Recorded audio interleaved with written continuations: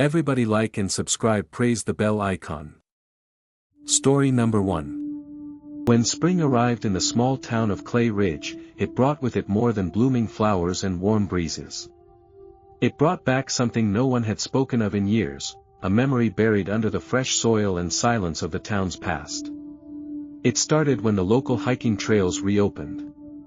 As the snow melted and the trees came alive again, a group of 5 college students from the nearby university decided to spend a weekend camping in the lush, reawakened woods of Tallow Creek. The trail was supposed to be closed further up the mountain due to rockslides from the winter thaw, but that only made it more appealing. They wanted adventure. They got something else. The group, Tyler, Jess, Amanda, Ben, and Chris, were all close. Jess had grown up in Clay Ridge and knew the area well. Or at least she thought she did. When they veered off the official path and hiked toward an abandoned ranger cabin Jess swore she'd found as a kid, things started to feel wrong. Birds stopped chirping. The breeze carried no warmth.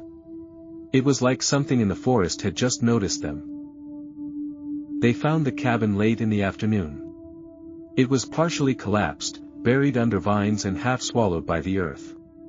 But something about it felt untouched. Amanda swore the windows were too clean.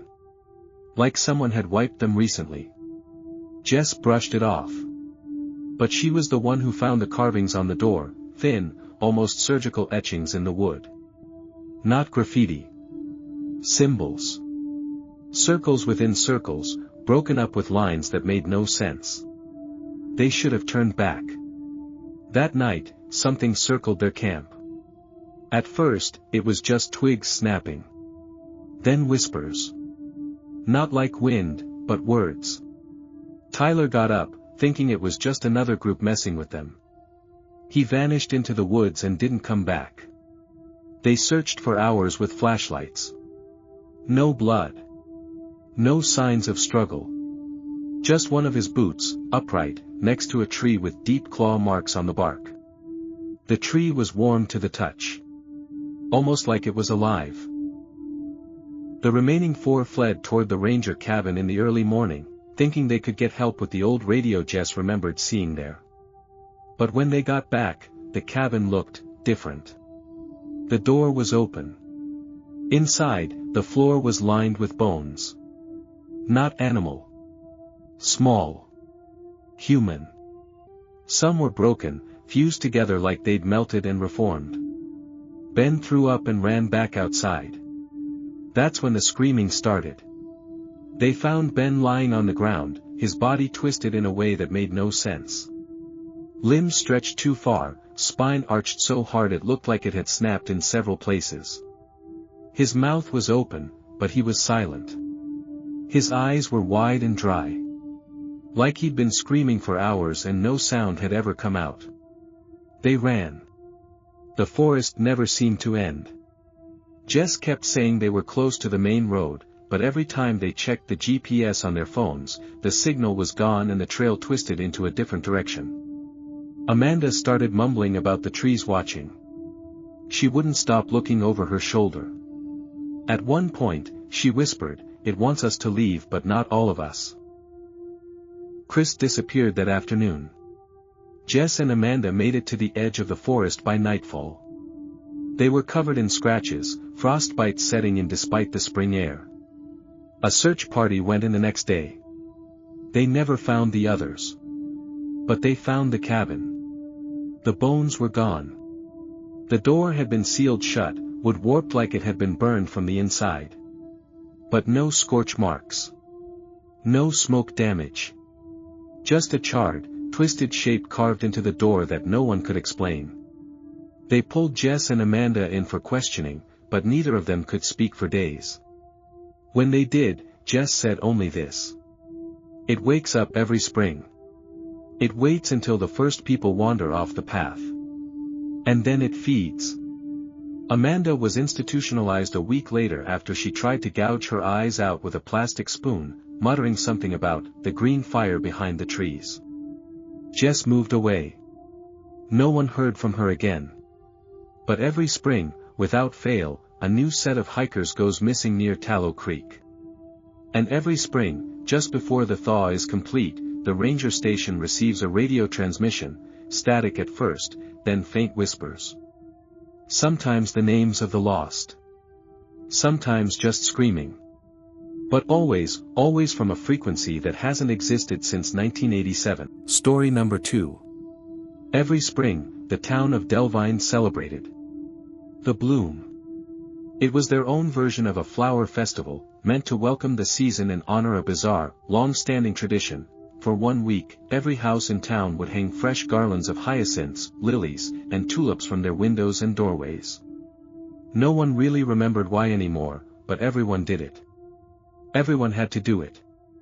April 2nd, a week before the festival, 27-year-old Emma Reeves moved into her late aunt's house on the edge of town.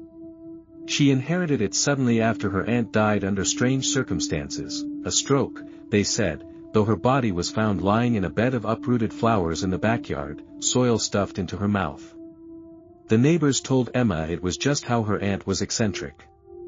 Emma didn't believe in traditions. Especially not ones that involved mandatory flower hanging. She didn't decorate her house when the bloom began. That was her first mistake. The second was ignoring the knocking. It started the third night of the festival. Not a normal knock, this was slow, deliberate.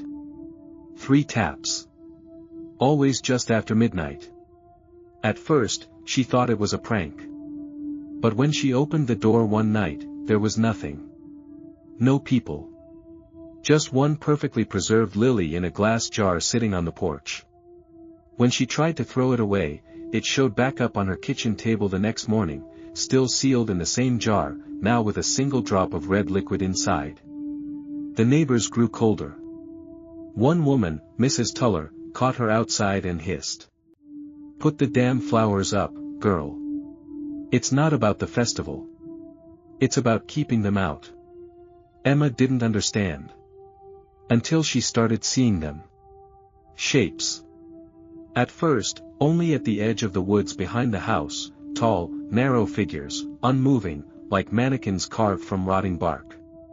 But they came closer every night. And every night, the knocking got louder. Then came the scratching. Not just at the door, under the floorboards. Like something crawling beneath her home, trying to get in. She called the sheriff. He found nothing. She nailed her windows shut. Left every light on. But it didn't help. April 8th, the last night of the festival, Emma barricaded herself inside. The knocking began at 12:03 a.m. sharp. But it wasn't at the front door this time. It came from the inside of her bedroom closet. When she opened it, there was no one there. Just a piece of her aunt's old dress, nailed to the inside wall, soaked in dirt and something thick and black. Emma ran. She didn't stop until she reached the sheriff's station. She was pale, wild-eyed, rambling about people made of bark, about flowers being warnings, about her aunt whispering to her from under the garden soil. They found her the next morning, lying in the flower bed outside her house. Eyes open. Mouth full of lilies. No signs of trauma. No signs of a struggle. The town declared it another unfortunate death. They replaced her garlands with new ones. Every spring, someone new moves into that house. And every spring, the knocking starts again. Story number 3. Caleb Warren had always wanted to escape the city. So when he found a dirt-cheap rental cabin in rural Maine, right on the edge of an old, forgotten farming town, he jumped on it. It was early spring, the snow had mostly melted, and the landscape was just beginning to come back to life. The cabin was simple, no internet, barely working cell signal, and surrounded by rolling hills of pale, thawing grass. He told himself he'd write his novel there. Instead, he found something buried under the floorboards on the second day. A bell. It was small, rusted, and tied to a faded red string. Nothing unusual, until he rang it by accident, and something in the attic responded. It wasn't a loud noise. Just a soft dragging sound. Like fabric or rope being pulled slowly across wood. Caleb froze. He hadn't even been up there yet. But he told himself it was just squirrels, maybe a raccoon. He laughed it off. Until the dragging continued. Every night. Only after the bell rang. By the fourth day, he hadn't slept. Every time he drifted off, he heard it, drag drag creak. Sometimes it came from the ceiling. Sometimes the floor. And once, just once, he swore it came from inside the walls. He called the owner, left messages, no reply. On the sixth night, he nailed the attic door shut. He put the bell in a drawer, wrapped in towels. It still rang. At 3:07 a.m., exactly. That's when he finally opened the attic. The air up there was freezing. Sharp with the stench of mildew and rot. There were no animals, no boxes, nothing. Just dozens of red strings hanging from the rafters, each one ending in a rusted bell, identical to the one he'd found. Some were still swaying. Like they'd just been rung. That night, he dreamed of fields. Endless fields under a gray sky. In the dream, he walked for hours until he came to a scarecrow standing in the middle of nowhere. But it wasn't made of straw.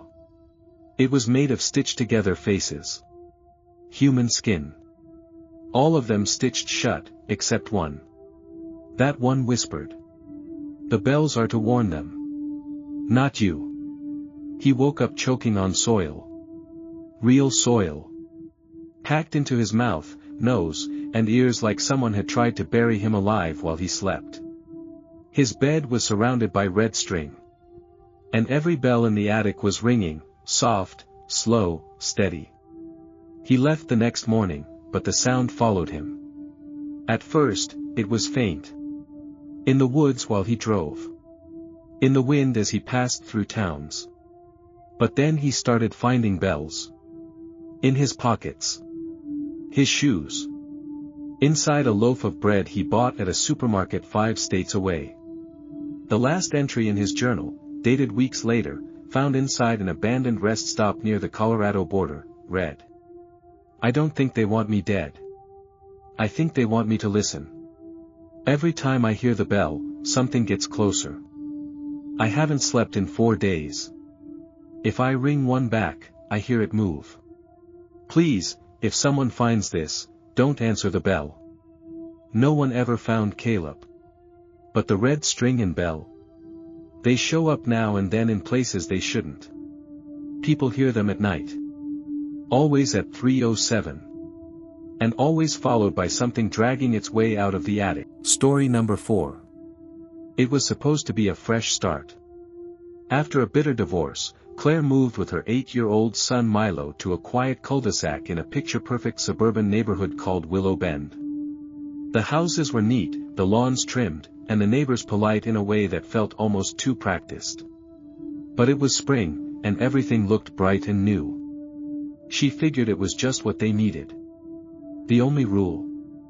Every resident was expected to participate in the neighborhood's annual spring renewal. It was simple. On the first Sunday of April, you cleaned out your garage and left your unwanted items at the curb. A small group of volunteers, called the Keepers, would collect them before nightfall. Claire found it charming. Until Milo came home with something he found in a box outside the empty house at the end of the street. It was a wooden marionette. Cracked, hand-carved, with glass eyes and thin string still attached to its limbs. Its paint had mostly faded, except for its grin, which was too wide and too white. Milo loved it immediately. Claire hated it instantly. That night, she heard Milo talking to it. His name is Red. He says we used to live here before. That I forgot. Claire stood outside his door, listening as Milo whispered and giggled. When she peeked in, he was sitting alone, the marionette propped on his dresser, facing the bed. The next few days, Milo changed. He wouldn't eat. Wouldn't sleep. Would just sit for hours, staring at the puppet, mumbling things under his breath. Claire tried taking it away. She woke up the next morning with the thing on her pillow. its strings wrapped around her fingers so tightly they left marks. She asked the neighbors about the empty house where Milo found it. They got uncomfortable. One woman finally said, that was the Whitaker home. Their little boy vanished during renewal week. A long time ago. The family left. No one's lived there since. Claire went back to the house. The inside was gutted, peeling wallpaper, warped floorboards. But in the attic, she found dozens of drawings. Childlike, done in crayon. All of them featured the same puppet, standing beside a boy with no eyes. That night, Milo didn't come down for dinner. Claire ran upstairs, heart pounding, and found him gone. The puppet lay in the bed, tucked under the covers. Its painted grin wider than ever. She called the police. They searched the house, the neighborhood, the woods. Nothing.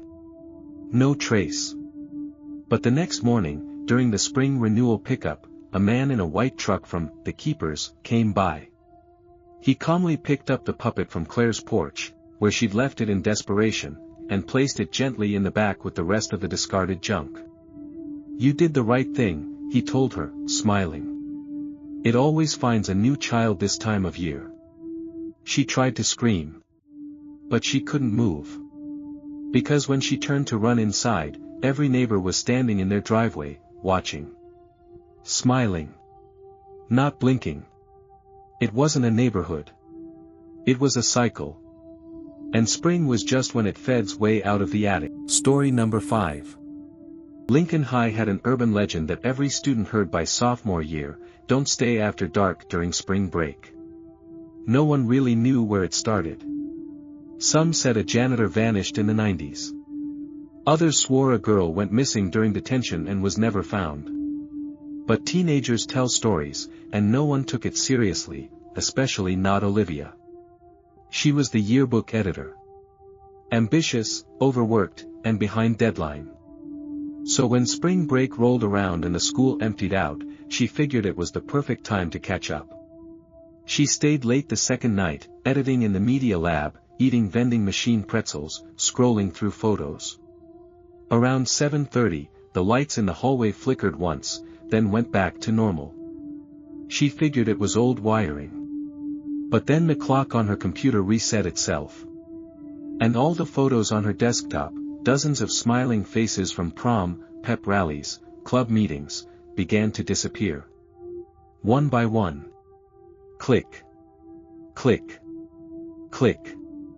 By the time she stood up to unplug the machine, every face was gone except hers. Then she heard the locker doors slamming. She thought maybe the janitor was working late. But when she stepped into the hall, it was empty. Still. Too still.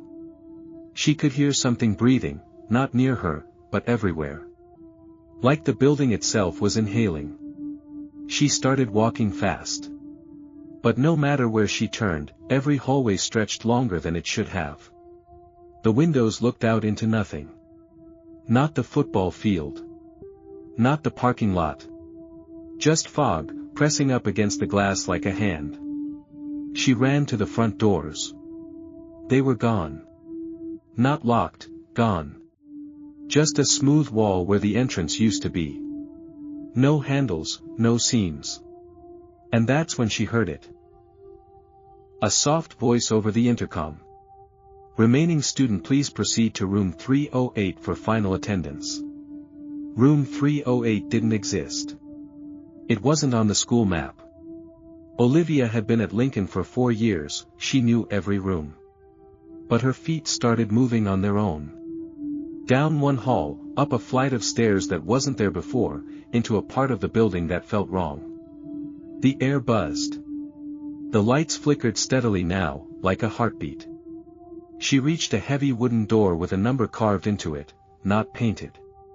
308, inside was a classroom filled with desks. But the students in them weren't moving. They weren't breathing. They were waxy, half-melted versions of people she recognized, students who dropped out, moved away, disappeared. One of them still wore a senior sash from 2004. Another had a shirt with a logo the school hadn't used in decades. At the front of the room was a teacher.